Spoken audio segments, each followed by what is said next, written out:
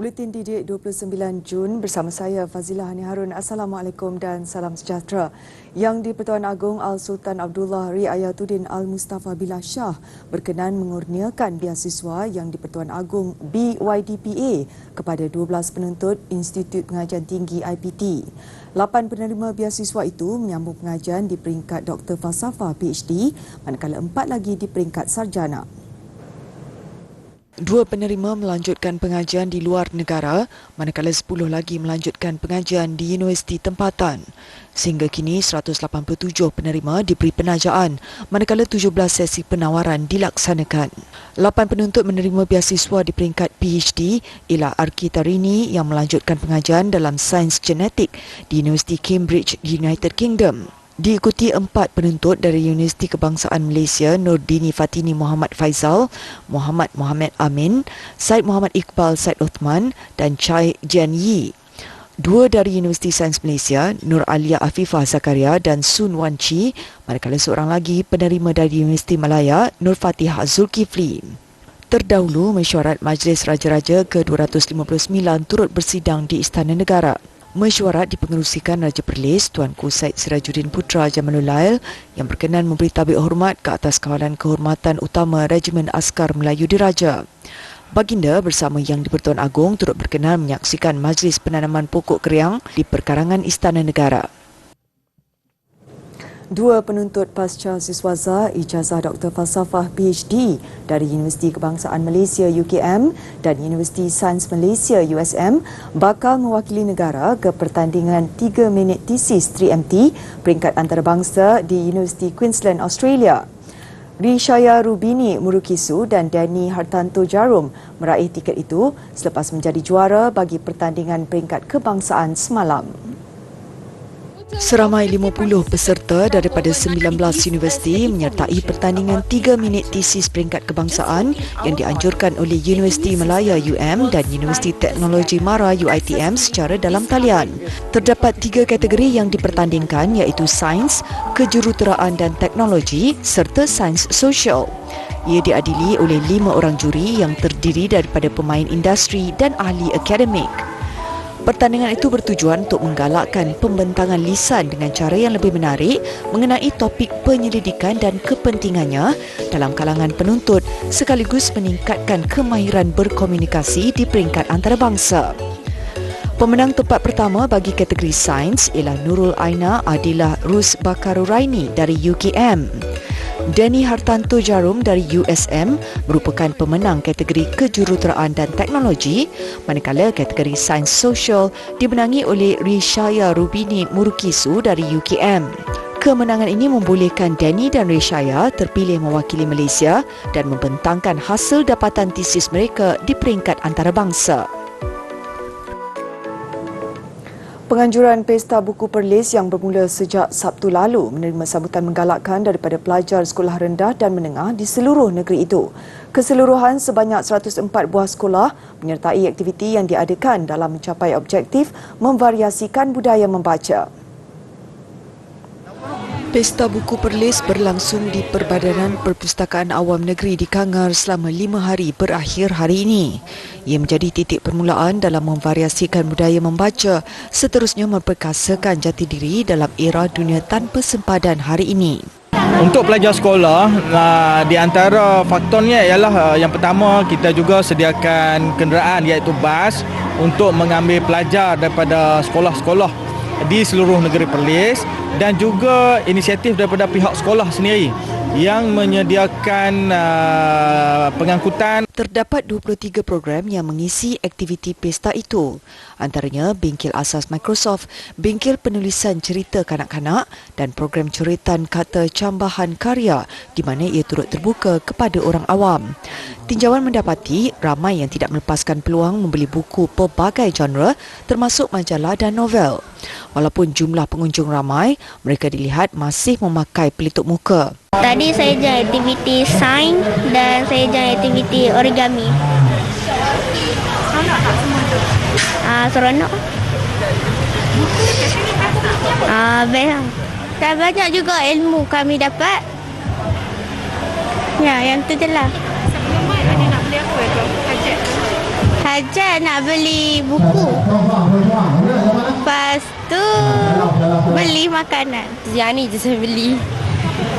Buku Mazlita. Harga murah sikit. Murah sikit. Dia dapat diskaun. Tengok bagus tak program? Bagus. Banyak aktiviti yang kita boleh buat. Seronok. Tak sabar nak jumpa angkasawan. Selain pembelian buku dan sudut permainan ilmu, kumpulan pelajar turut tidak melepaskan peluang untuk menyertai pameran Mobile Planetarium. 1 daripada 5 kanak-kanak di Malaysia mengalami masalah tumbesaran yang tidak normal atau bantut. Ia disebabkan kekurangan makanan, pemakanan dan nutrisi yang kronik. Dalam usaha menangani masalah bantut, Kementerian Kesihatan KKM menyediakan pelan strategik yang akan dilaksanakan dalam tempoh 8 tahun. Kerajaan mensasarkan kadar masalah tumbesaran tidak normal atau bantut dalam kalangan rakyat Malaysia dapat dikurangkan kepada 8% menjelang tahun 2030. Kumpulan sasar bagi strategi ini adalah ibu bapa, pengasuh, ahli keluarga, guru, majikan, komuniti dan pelbagai pihak berkepentingan. Selain itu, program media #Anak Malaysia Sihat juga telah dilancarkan. Ini adalah bagi meningkatkan kesedaran, awareness tentang masalah bantut dan juga malnutrition di kalangan orang ramai terutamanya kanak-kanak. Akan terdapat pelbagai jenis maklumat atau info tentang masalah mal pemakanan ini, pemakanan, penyediaan makanan dan juga pengurusan kewangan. Statistik menunjukkan peningkatan dari tahun ke tahun dengan rekod 21.8% masalah bantut di kalangan kanak-kanak pada tahun 2019.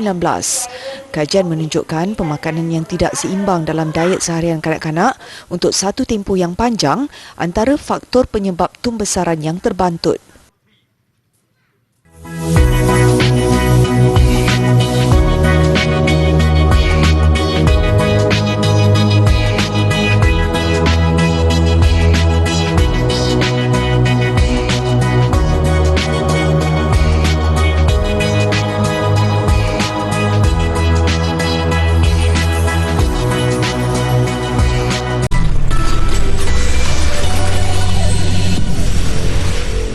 Lebih 90% graduan lepasan Institusi Latihan Perindustrian ILP Ipoh berjaya mendapat peluang pekerjaan dalam pelbagai sektor perindustrian.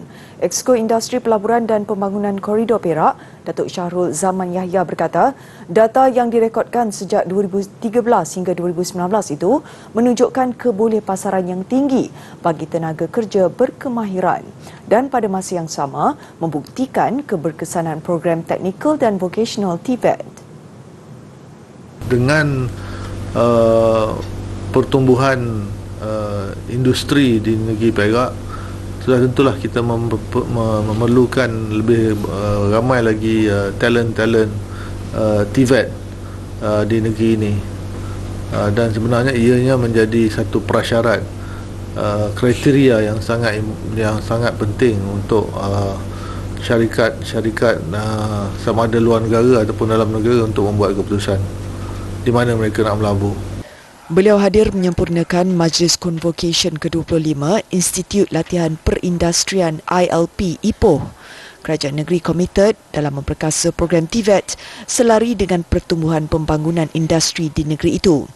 Tahun ini saja sebanyak RM4 juta diperuntukkan di bawah jawatankuasa program TVET bagi melaksanakan program latihan kemahiran di bawah kendalian Pusat Aspirasi Anak Perak atau PASAP. Tidak hanya memenuhi pasaran kerja dalam negeri, graduan lepasan ILP Ipoh turut mendapat permintaan tinggi di kawasan hub perindustrian lain seperti di Selangor, Pulau Pinang dan Kedah. Sementara itu, seramai 651 graduan menerima diploma dan sijil kemahiran dalam pelbagai bidang pada convocation kali ini.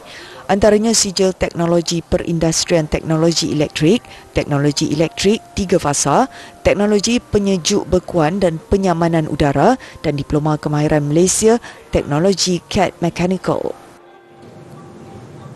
Sebagai satu usaha untuk menjana pendapatan selain membantu pelajarnya menimba ilmu, Fakulti Pertanian Universiti Putra Malaysia UPM menanam 620 pokok rockmelon. Projek ini secara tidak langsung memberi pendedahan dan kemahiran mengenai asas usahawan pertanian atau agropreneur.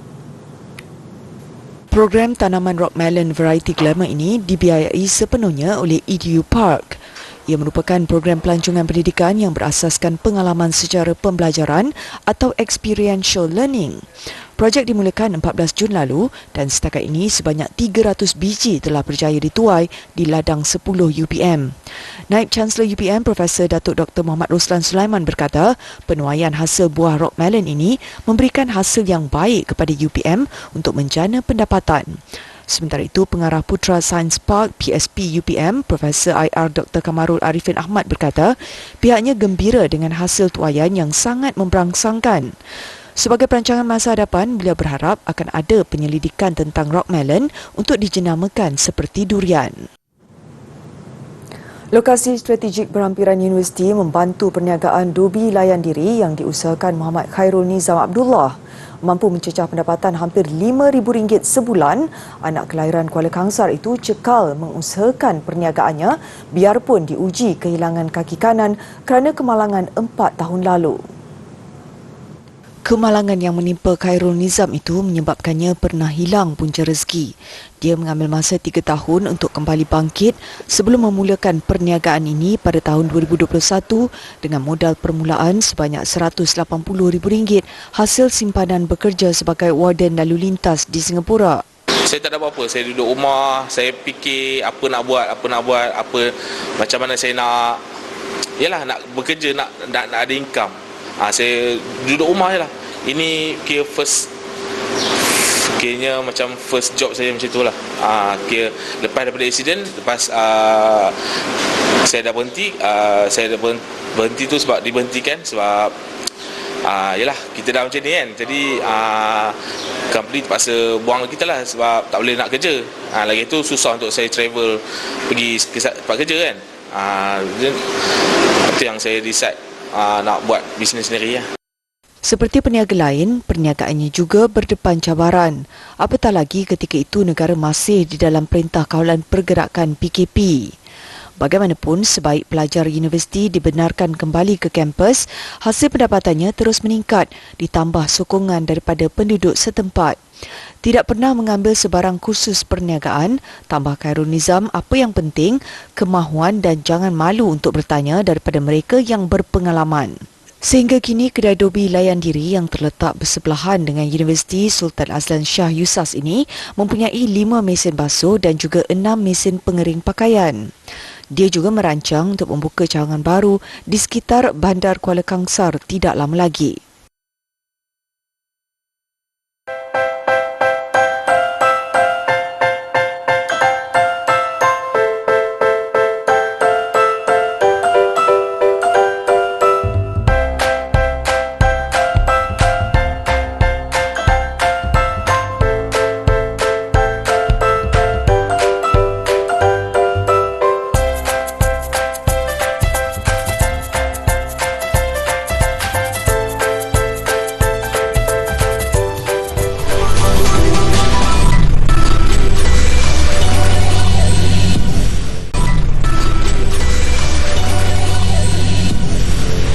Bertemu kembali. Penyanyi Mandy Moore mengumumkan membatalkan baki jelajah bagi mempromosi album terbarunya In Real Life.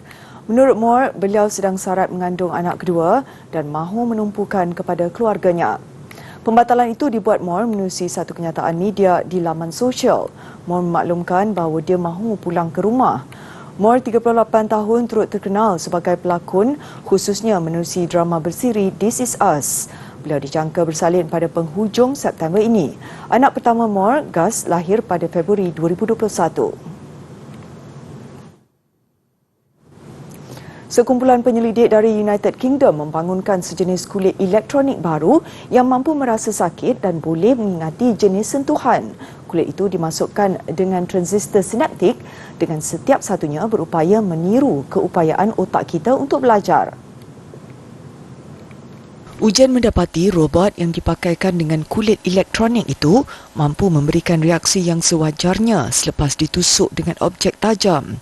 Ini termasuk ketika penyelidik menggunakan kekerasan ke atas kedua-dua tangan robot. Untuk membina kulit elektronik yang serupa dengan kulit manusia, kumpulan penyelidik terbabit mencetak grid 168 transistor sinaptik yang diperbuat daripada wire nano zinc oksida terus ke permukaan plastik yang fleksibel. Selepas itu, mereka menyambungkan transistor sinaptik dengan sensor kulit pada tapak tangan robot.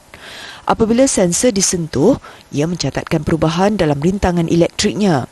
Tujuannya adalah untuk meniru cara neuron deria berfungsi dalam tubuh manusia. So in a sense, if you press the robotic hand with the same amount of force again and again over a period of time, robot now knows that, it's kind of the similar force that is being applied. And based on that, robot could react. Menurut Profesor Daya, kebanyakan kulit tiruan yang lain dibangunkan dengan dilitupi oleh penderia atau kamera yang menghantar data mengenai sentuhan kepada sistem pemprosesan pusat. Pihaknya yakin kulit elektronik terbaru ini sesuai digunakan untuk tujuan perubatan dan pembedahan. Hai adik-adik, cikgu ingin menunjukkan cara mendarab nombor bulat dengan 100 dan 1000. 253 darab 100.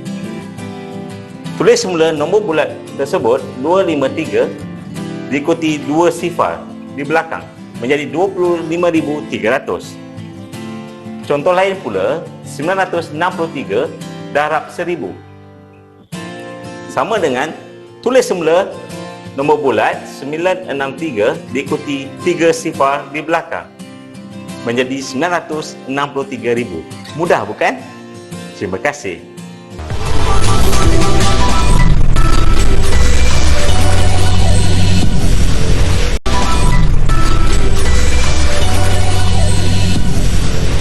Sukan, pemain skuash negara Aifa Azman dipilih sebagai pembawa jalur gemilang pada upacara pembukaan Sukan Commonwealth Birmingham 2022.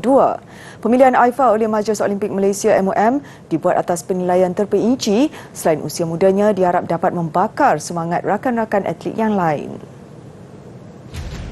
MOM menerusi satu kenyataan media mengumumkan nama Aifa Azman sebagai pengganti S. Siva Senggari sebagai pembawa jalur gemilang di Sukan Commonwealth nanti. Ia bagi meneruskan kesinambungan yang ditinggalkan S. Siva Senggari yang juga dari sukan squash selepas terpaksa menarik diri kerana tercedera dalam satu kemalangan jalan raya pagi Ahad lalu. Aifa memang tak tahu before this, memang tak tahu nama Aifa kena nominate ataupun apa-apa. So this morning Aifa terkejut jugalah. Aifa bangun-bangun terus beritahu mama Aifa jadi bawa jalur gemilang untuk sukan Commonwealth. Mama pun terkejut. So memang pagi tadi memang terkejut lah semua. Actually Aifa memang tak sangka langsung dan agak terkejut sebab pemilihan ni tak semestinya diganti oleh pemain squash. So Aifa rasa teruja and gembira and excited, very excited. Aifa 20 tahun membuat penampilan pertama Tamasya Sukan Commonwealth pada 2018 menyertai acara perseorangan wanita dan beregu campuran. Dia juga adalah pemenang emas Sukan SEA 2017 selain turut meraih pingat gangsa pada Tamasya Sukan Asia 2018 di Jakarta. Aifa juga merupakan pemenang termuda jelajah Persatuan Squash Profesional pada 2018 ketika berusia 16 tahun dan kini menduduki ranking ke-28 dunia. Pada Tamasya Sukan Commonwealth di Birmingham, tugas berat turut menanti Aifa apabila dia dipilih untuk bergandingan bersama Rachel Arnold dalam acara beregu wanita, acara yang disasarkan pingat emas. Bola sepak Liga Malaysia, Liga Super, Johor Darul Takzim JDT mengekalkan rekod tanpa kalah dan kedudukan tangga teratas Liga. Perlawanan ke-8 Liga, JDT membenam PJ City 4-0. Berpunca satu asapkan dari bahagian tengah dan percubaan rendah oleh Bergson Da Silva, JDT membuka jaringan.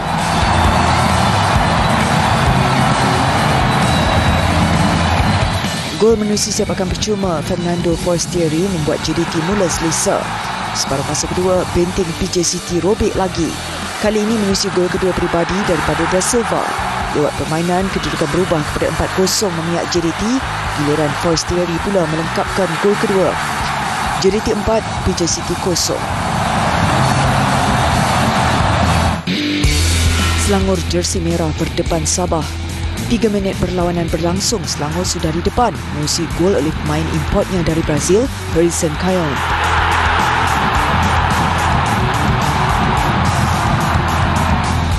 Peluang Selangor untuk menggandakan penguasaan, percubaan seorang lagi pemain import Selangor dari Brazil, Yuri Henrique, meliar. Menuju rehat, separuh masa pertama, kedudukan kekal apabila sepakan percuma Mukhairi Ajmal pula ditolak keluar penjaga gol Sabah Khairul Fahmi Syekman. Awal separuh masa kedua, Sadir Ramdhani mengejutkan Selangor dengan satu gerakan menarik dari percubaan kaki kirinya untuk Sabah menyamakan kedudukan. Keputusan dari Stadium Bandaraya Petaling Jaya, Selangor 1, Sabah 1.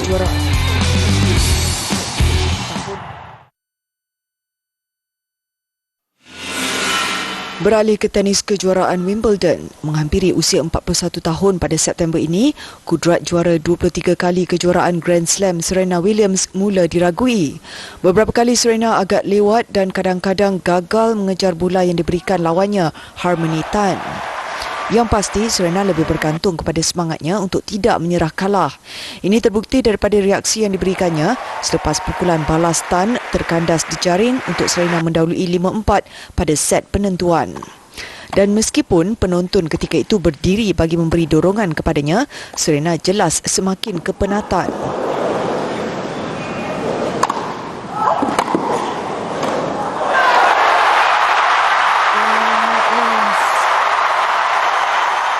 Berlanjutan sehingga tie break, keputusan gagal memihak Serena apabila pukulan balasnya terus ke jaring.